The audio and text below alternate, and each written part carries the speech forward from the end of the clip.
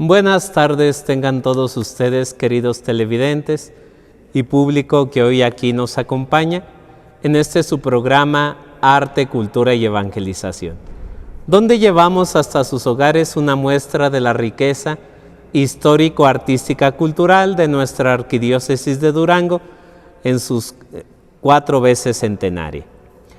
El día de hoy nos encontramos en la parroquia de Cristo Rey, parroquia ubicada en la colonia Valle del Sur de nuestra ciudad de Durango.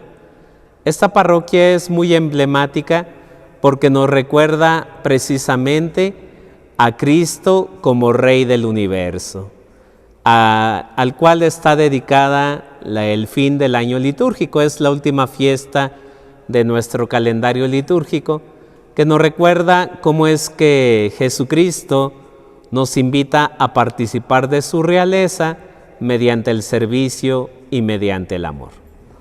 Y el próximo domingo 26 de noviembre, al mismo tiempo que es la fiesta de Cristo Rey, celebramos también el Día del Laico, el laico comprometido, el laico que generosamente entrega su vida al servicio de Cristo. Y el patrono de los laicos es el beato Anacleto González Flores, un eminente abogado cristiano que defendió la libertad religiosa hasta sus últimas consecuencias.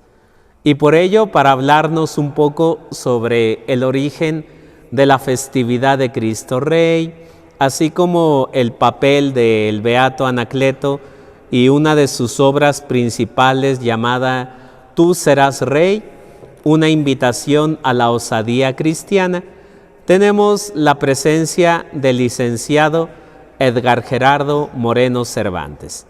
Él es licenciado en Historia por la Universidad Gregoriana de Roma. Gerardo, bienvenido, gracias por acompañarnos nuevamente en este programa. Es un honor contar contigo. Al contrario, Padre, muchas gracias por la invitación. Siempre es un gusto poder compartir un poco de lo que pues en la formación se nos ha concedido, se nos ha participado. Ojalá que esta tarde, en comunión con este Cristo Rey, nuestro Rey del universo, pues podamos tener una amena tarde para todos nosotros. Gracias, Padre, por la invitación. Gracias, Gerardo. ¿Cómo surge la fiesta de Cristo Rey?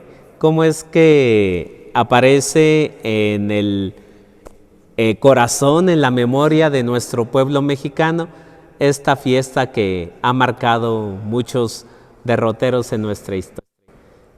Pues es una fiesta que es una solemnidad, hay que decirlo así. Hay que resaltar en primer lugar el carácter solemne que tiene la fiesta de Cristo Rey y que viene pues a ser mella en el corazón no solamente de nuestra República de México, que tiene un sentido muy bonito por toda la cuestión de consagración que se hizo a Cristo Rey, sino que para la Iglesia Universal. Y podemos decir que la Iglesia de Cristo Rey se va gestando junto con otra fiesta también de Cristo, que es la fiesta del Sagrado Corazón.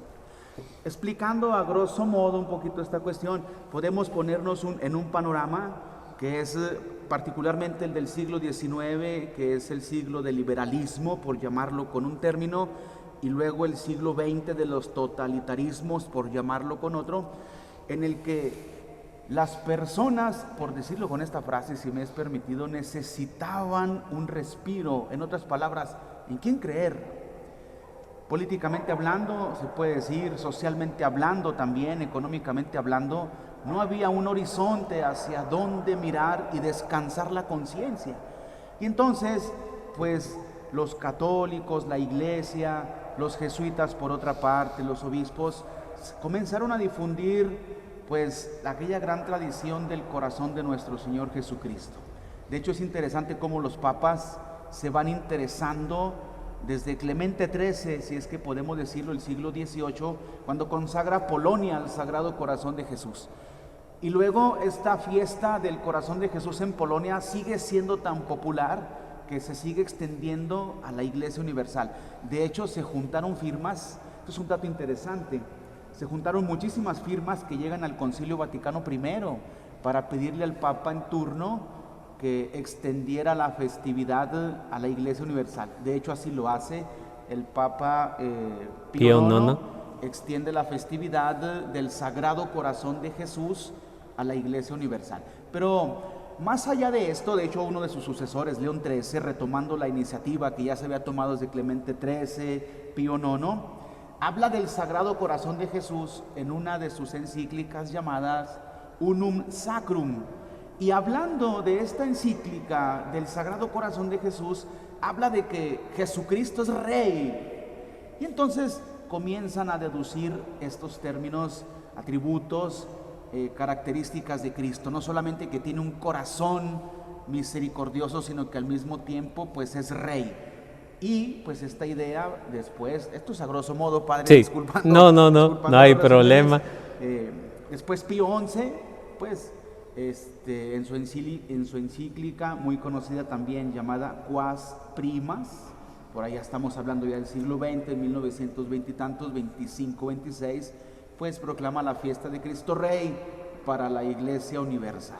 Es decir, es un camino que va siendo la advocación de Cristo, por llamarlo de una forma, características de Cristo, comenzando con el corazón y luego terminando con su realeza, que es Cristo Rey. La realeza tiene un profundo significado en la Biblia. Todos sabemos que el rey actúa en nombre de Dios. Cuando Samuel propone al pueblo que Dios sea el que siga gobernando, el pueblo le pide un rey. Dios se lo concede y a partir de ahí se convierte en algo sagrado. Nombrar a un rey era un rito como la ordenación episcopal, como la consagración presbiteral. Al rey se le ungía en aceite, incluso si recuerdan recientemente cuando fue coronado el rey Carlos III, el de Inglaterra, aún así se llevó una ceremonia religiosa. Y por tanto la realeza nos recuerda eso, que estamos llamados nosotros a ser reyes, reyes en el servicio, reyes en la caridad, reyes en la fe. Y sin duda un ejemplo de ello es la obra del beato Anacleto González Flores. Este beato entendió esa realeza como la capacidad de vivir a plenitud el cristianismo. Gerardo, ¿nos puedes comentar un poco acerca del beato Anacleto, de cómo es que surge su presencia y su papel importante en los tiempos de la Guerra Cristera? Sí, por supuesto. Pues Anacleto González Flores, un laico muy comprometido, es definido por el padre Fidel González, un sacerdote comboniano de origen español, maestro de la Gregoriana, conocido aquí en México por su papel de escritor de la historia mexicana. Muchos en el ambiente eclesiástico pues se le conoce. De hecho, las obras que están aquí sobre la mesa son de él, en donde explica desde el punto de vista histórico todo un proceso de México, de la iglesia, etcétera. Y me gusta mucho cuando aborda la cuestión de Anacleto González Flores, porque lo llama un personaje polifacético. Un personaje polifacético porque, siendo laico, bueno, primero tuvo la inquietud de entrar al seminario, entró al seminario, luego pues salió del seminario, hizo los primeros estudios y se dedicó a leyes. Por lo tanto, comprometido como laico, también se graduó 2 veces de abogado. También esa es una historia interesante que ojalá y algún día se pudiera también conocer. Se gradúa de abogado y luego pues conjuntaba las dos formas, su ser de laico con su ser profesionista, porque estuvo siempre comprometido con la acción social de la iglesia. Estuvo muy cerca de los obispos durante el proceso de la famosa Revolución Cristera o Cristiada del 1926 en delante, y prácticamente fue líder de todo este movimiento, con una característica muy interesante, porque Anacleto González Flores, al menos en la primera etapa del movimiento, siempre estuvo en contra de un movimiento no armado, sino de un movimiento pacífico. Y también sería interesante en alguna otra ocasión pues hablar de esta situación, porque luego sabemos que el movimiento se tornó armado. En ese sentido, Pues Anacleto González nos da para hablar particularmente de la fiesta del laico, que ya mencionaba usted al principio, y nos da también para hablar de su persona, porque pues no solamente se dedicó a leyes, sino que también es autor de algunos libros. De hecho, escribía en el tiempo un artículos en un periódico de la época, en Guadalajara, en Jalisco, pues. Y después se publicaron post-mortem algunas obras, y una de las que tenemos aquí, que yo recomiendo ampliamente, ojalá que fuera muy conocida, que se reprodujera, es muy fácil de conseguir ahora con los medios de comunicación en internet, es una obra llamada Tú serás rey. De hecho, aquí está impresa en unas simples fotocopias bajada de la web para todos aquellos que se interesaran. El libro se llama Tú serás rey y es publicado post-mortem en 1950 aproximadamente por una asociación de católicos que pues son muy cercanos al proceso de beatificación y canonización del beato Anacleto González Flores, ¿no?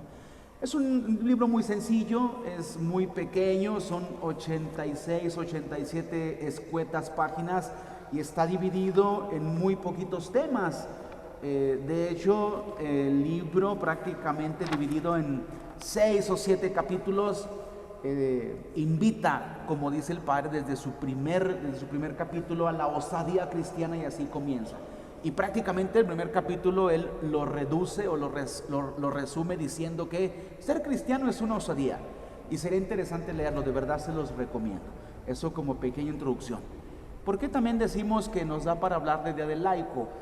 Porque la fiesta del Día del Laico es relativamente reciente. Hace algunos años que pues los obispos mexicanos han promulgado, digámoslo así, la fiesta del laico, y entonces proponen a este beato como modelo de todos nosotros los laicos.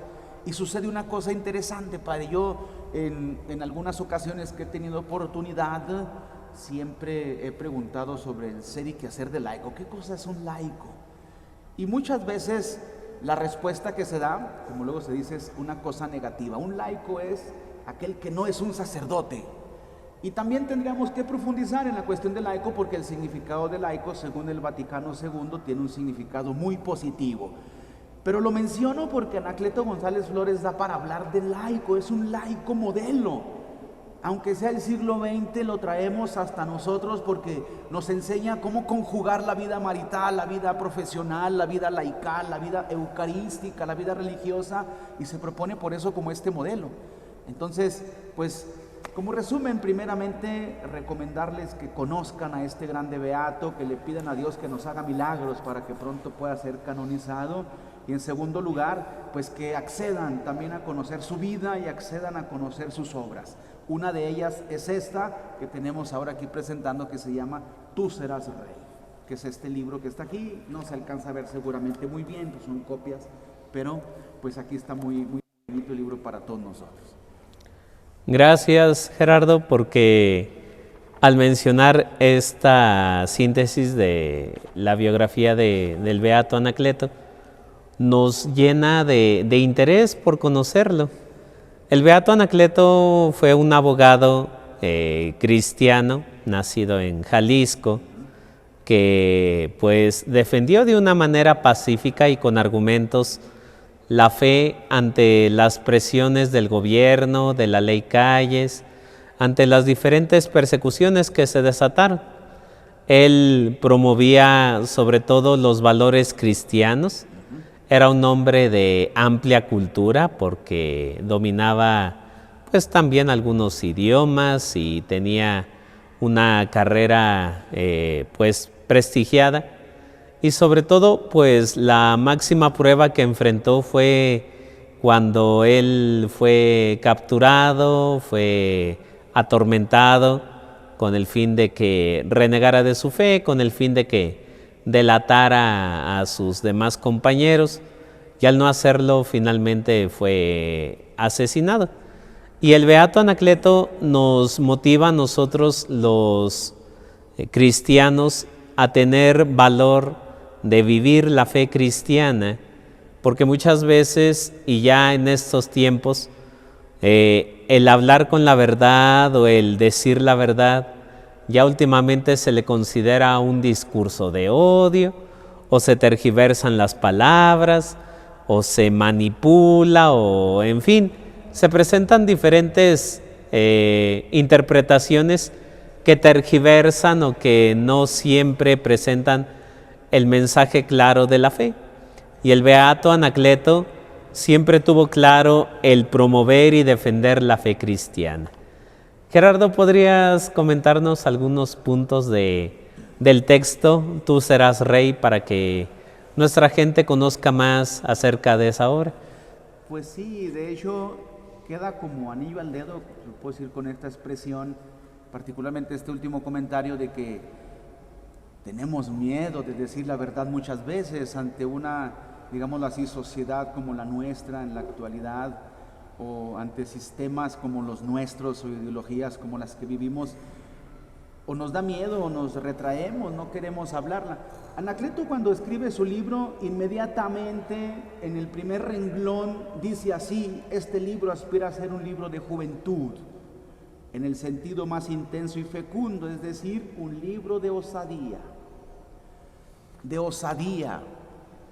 Y más adelante, a propósito, va explicando con esta amplia cultura que él tiene, empieza a hablar de Alejandro Magno, empieza a hablar de varios personajes de la historia, griegos, latinos, pero más adelante dice así, centrándose en la realidad eclesial, dice Anacleto, y lo leo el párrafo como está aquí escrito, dice así: la iglesia vive y se nutre de osadías, es decir, de osadías.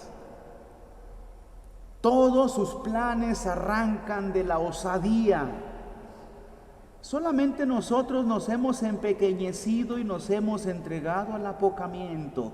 Anacleto está hablando no solamente de la juventud, aunque dice que este libro tiene que ser de juventud, no está diciendo que está dirigido solamente a la juventud, sino está haciendo un llamado al joven que todos llevamos dentro, por decirlo con una expresión así. Por eso se dirige a la iglesia y le dice a la iglesia de entonces, que son palabras que seguramente resuenan ahora: nos hemos entregado al apocamiento.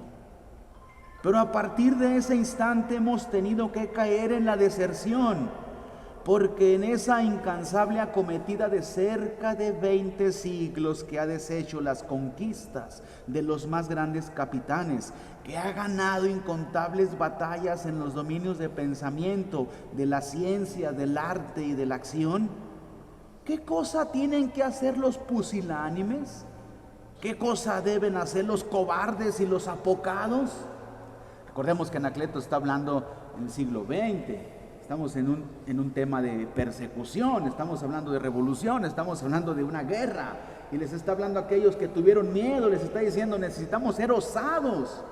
Y ahora les pregunta: ¿qué cosa tienen que hacer los pusilánimes, los cobardes, los apocados? Y dice Anacleto: nada. Mejor dicho, si tienen que hacer, deben retirarse, porque son un lastre y un fermento de miedo que contagia y siembra el pavor. Más aún, la posición lógica del verdadero cristiano es la osadía. Pues ahí está, esas son las ideas que Anacleto maneja en este primer capítulo, porque luego habla también de otras situaciones como las herramientas que uno debe de tener, cómo se debe uno forjar, etcétera. Pero desde el primer capítulo, desde los primeros renglones de su libro, ya Anacleto, de este libro, ya Anacleto nos dice que tenemos que ser osados, de no tener miedo. Él está hablando a una comunidad, él está hablando a una sociedad, él está hablando en un tiempo en el que había guerra, había muerte, persecución, había quien buscaba, por decirlo así, a los católicos, a los cristianos para hacerlos renegar de la fe a punta de arma. Pues si nosotros revisamos nuestra época, quizá no haya alguien persiguiéndonos con un arma, pero sí tenemos otras situaciones que nos persiguen y que requieren de nosotros en nuestros días ser osados y no tener miedo. Quizá Anacleto, si viviera en estos tiempos, en estos días, nos diría lo mismo. ¿Qué estamos haciendo ante esta situación actual, ante esta sociedad, ante lo que sea, ¿no?, que estamos viendo ahora? Y nos repetiría con ahínco: hay que ser osados, hay que no tener miedo. ¿Cuál es la razón?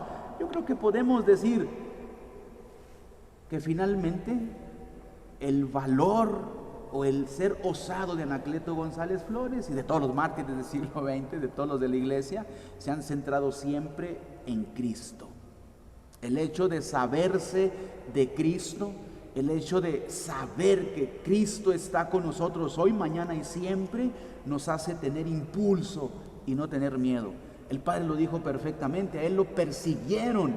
La historia de su captura es interesante, se escondió debajo de una cama y debajo de la cama eran de esos techos que se levantaba una tabla y ahí se metió y ahí lo encontraron en una farmacia y de ahí se lo llevaron y lo colgaron de los pulgares, lo picaron con las bayonetas o las ballestas, como se llame, ¿no? Y él nunca dijo hasta aquí, él siempre dijo viva Cristo Rey. Su vida fue una osadía.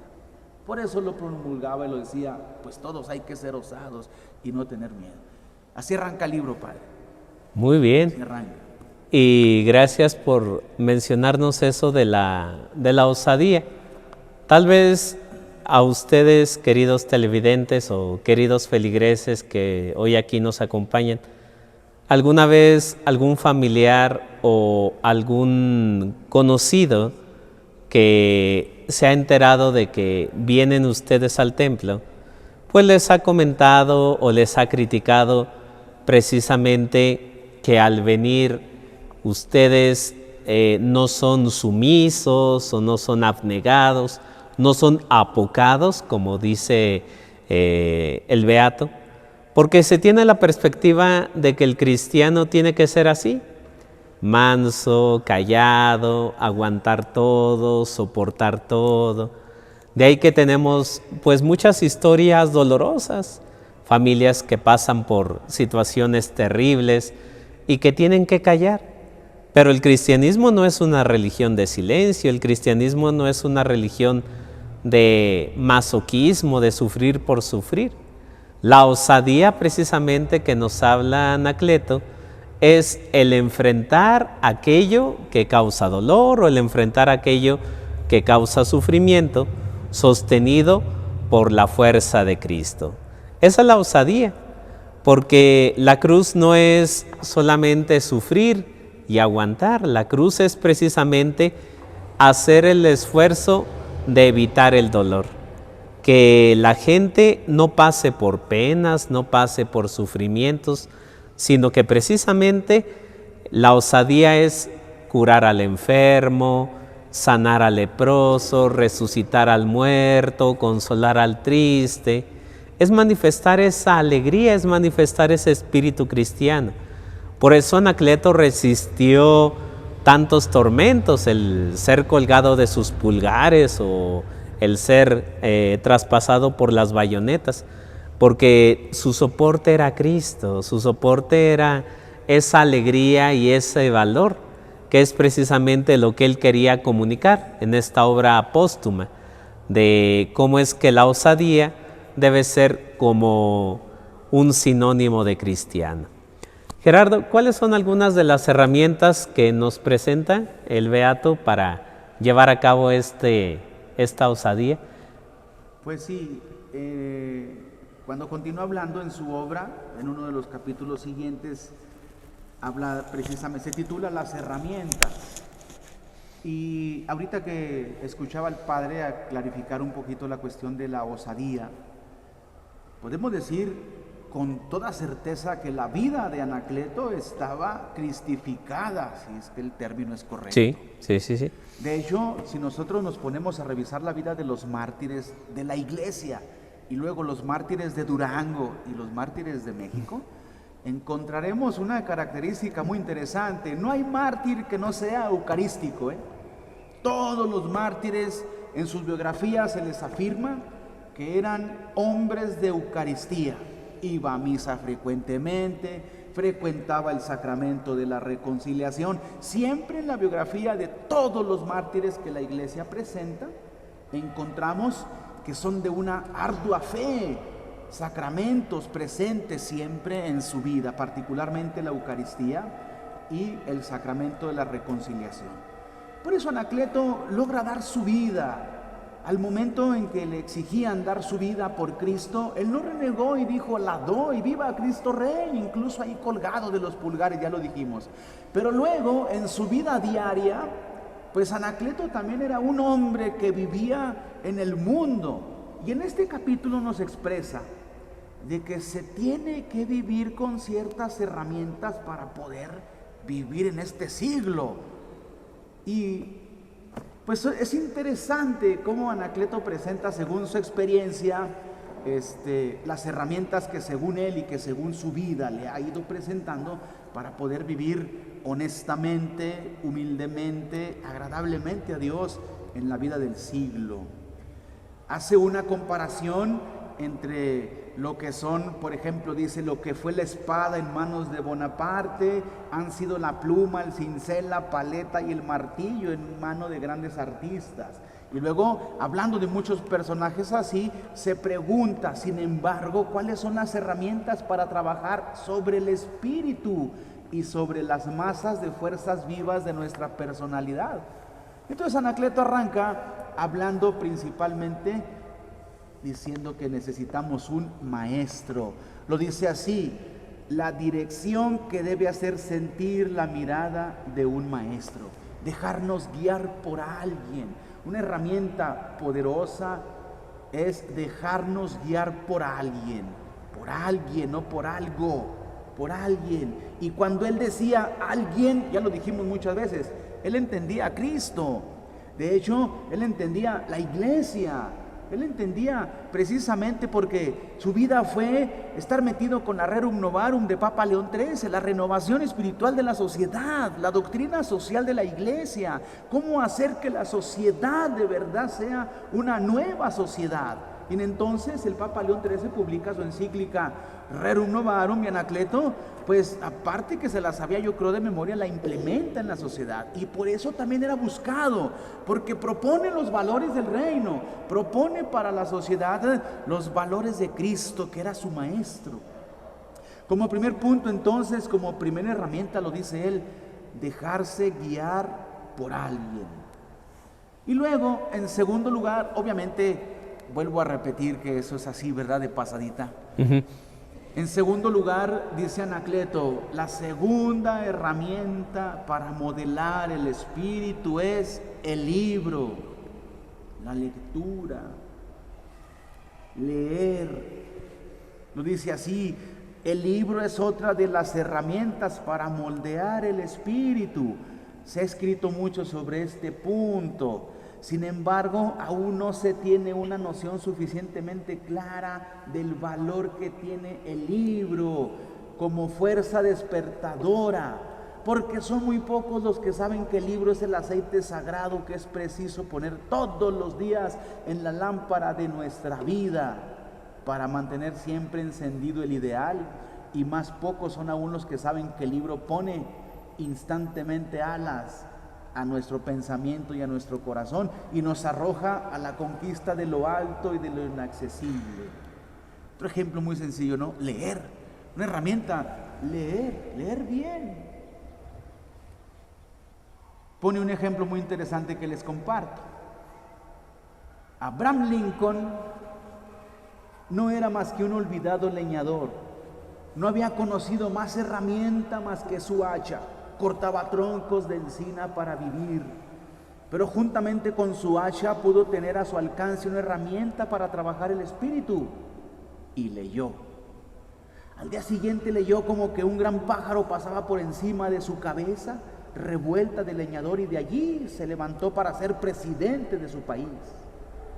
Más tarde ha podido decirse que Lincoln procede todo entero de la Biblia, de la vida de George Washington y de los comentarios a las leyes inglesas de Blackstone. Y se ha dicho una verdad, porque del libro procede el que se alumbra y se forma en sus páginas. Bueno, este es un ejemplo que nos da Anacleto como segunda herramienta: leer, la lectura. Tercera, la meditación es otra de las herramientas. Fíjense cómo Anacleto nos va dando precisamente herramientas que ayudan al espíritu en su día a día. El maestro, la lectura, la meditación, dice en tercer lugar. Es preciso colocar la meditación entre los recursos más poderosos de la formación personal. Y por último, como cuarta herramienta, no porque no haya más, sino considero que eran 4 puntos las que nos quería compartir, dice Anacleto, como última es: la amistad es otra de las herramientas para obrar sobre el espíritu. Tener buenos amigos, acercarnos a buenas personas, personas que nos ayuden, que nos catequicen en este ambiente, podemos decirlo, que nos construyan, que nos aporten. La amistad como cuarta herramienta, porque siempre es una dádiva recíproca. Necesitamos de los demás para cubrir nuestra desnudez y guarecernos de la intemperie. 4 herramientas, Padre, nos propone Anacleto muy sencillamente aquí en su libro. Las dijimos solamente así como títulos, pero sería interesante leer cómo las explica, ¿no? Aparte su lenguaje tan florido y colorido para explicar a Anacleto, es muy profundo cuando habla de estas cosas. Y sobre todo, la forma en la cual describe Anacleto esta obra nos narra ejemplos maravillosos que destacan su cultura. Narra anécdotas, ya lo mencionó Gerardo, de Alejandro Magno, de Napoleón, de Abraham Lincoln, de infinidad de personajes. Ahí se deja ver la cultura del beato Anacleto. Y estas 4 herramientas son muy prácticas. La primera, del guía, y el mismo Jesús nos invita a eso, nos dice: a ningún hombre sobre la tierra llamen guía o llamen maestro, en el sentido de que no podemos idealizar seres humanos. El único que nos enseña el verdadero sentido de la vida es Cristo. La lectura, pues, últimamente hemos buscado promover la lectura de la Sagrada Escritura, el libro que nos da vida por excelencia, pero leer ayuda a fomentar el espíritu crítico, a fomentar el uso del raciocinio y de la inteligencia. También la meditación, la oración es un recurso maravilloso. Cuando a veces en el proceso de nuestra vida no entendemos muchas cosas, meditar a semejanza de Cristo, de María, nos ilumina el camino. Y la amistad, pues sin duda es un vínculo que nos acerca, nos une más a la iglesia y nos une más a Dios. Gracias, Gerardo, por compartirnos estas herramientas que sin duda para nuestros televidentes y para nuestro auditorio que hoy nos acompaña, pues iluminará un poco o le ayudará a entender cómo es que Anacleto era un hombre muy sabio, muy culto y al mismo tiempo muy práctico. Gerardo, ¿alguna otra reflexión que te deje esta obra que es sin duda pues digna de ser leída? Pues sí, más que reflexión, más bien recomendar la lectura de la obra. No solamente tiene esta, yo les recomiendo también otra que se llama El plebiscito de los mártires, también autores Anacleto, González Flores. Y luego también pues recomendarles asiduamente conocer a este beato. Todavía es muy desconocido hasta la fecha en nuestros círculos, digámoslo así, eclesiásticos, católicos, de nuestras comunidades. Hay muchos católicos que no lo conocen, de hecho conocen pocos mártires mexicanos del siglo XX, ¿verdad? Si apenas es que estamos conociendo un poco a los mártires de Durango y no los conocemos todos. Hace poco en una comunidad de Zacatecas, que igualmente tuve una invitación y pude ir, yo les comentaba a las personas que ahí estuvieron escuchando, la arquidiócesis de Durango tiene mártires desde el siglo XVII, los mártires tepehuanos, y luego no solamente sacerdotes, sino que también son laicos. Hubo una campaña hace algunos años ardua por parte de una de nuestras autoridades eclesiásticas para sacar a la luz tantos mártires laicos que murieron por odio a la fe en el siglo XVII en manos de los tepehuanos. No se ha logrado todavía nada. Se ha logrado mucho para los mártires del siglo XX con las peregrinaciones que se organizan ahora a los lugares santos, la promoción de los mártires de Durango, de Luis Batis, San Luis Batis, San Mateo Correa, San David Roldán, etcétera, de nuestros 5 grandes santos, pero apenas estamos conociéndoles un poco y falta todavía conocer muchísimos más.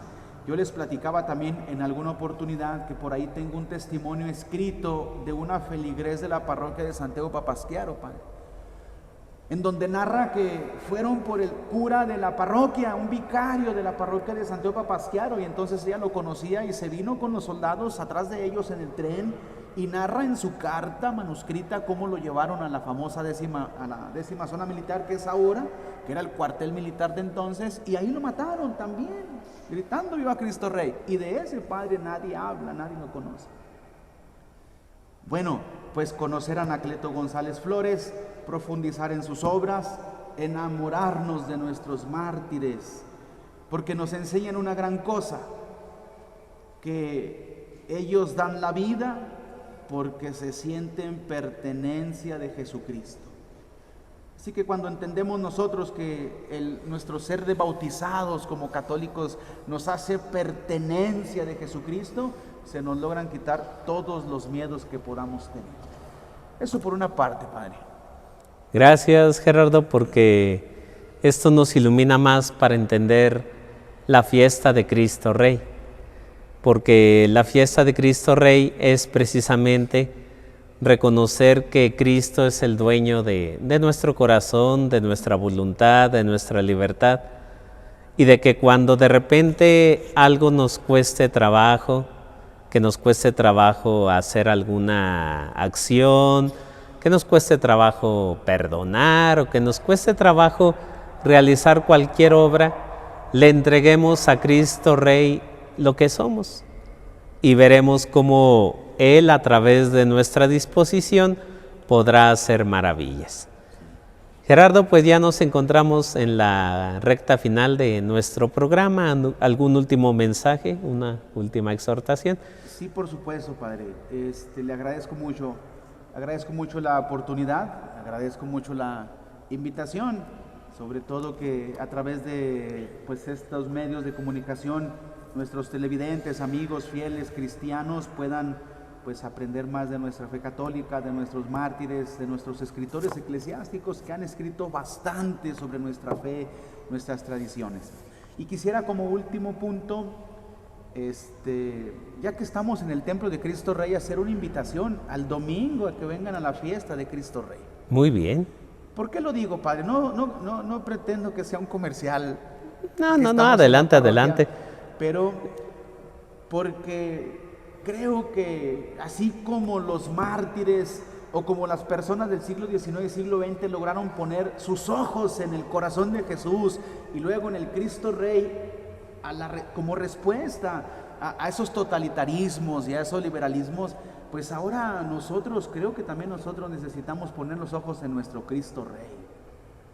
Escuchaba un comentario la semana pasada a propósito de esta fiesta en donde decía el Padre Salvador de la diócesis de Gómez Palacio, es que cuando celebramos a Cristo Rey no estamos celebrando pues solamente la imagen, sino que celebramos la Eucaristía, y celebrar a Cristo Rey significa celebrar la realeza de Cristo sobre el altar, y máxime que el domingo es el así llamado Día del Laico, o se celebra el Día del Laico el domingo, porque yo he visto esta situación en nuestra arquidiócesis.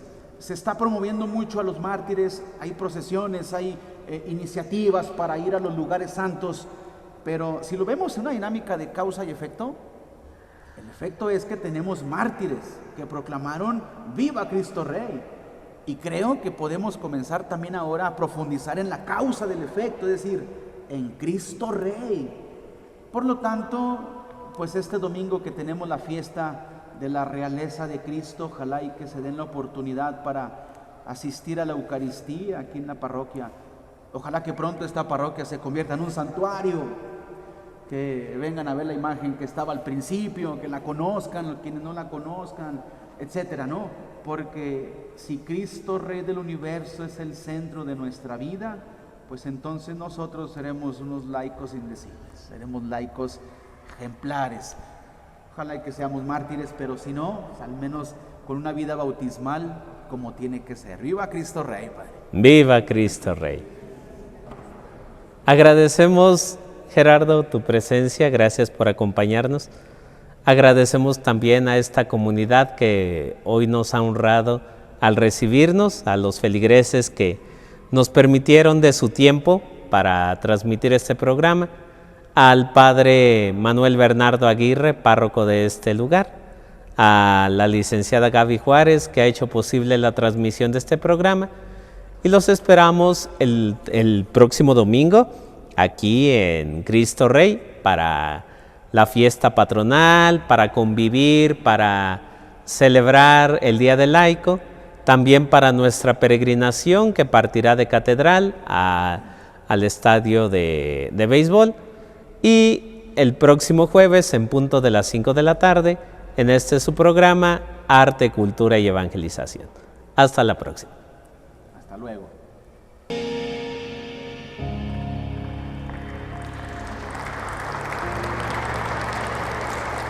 Gracias a ustedes.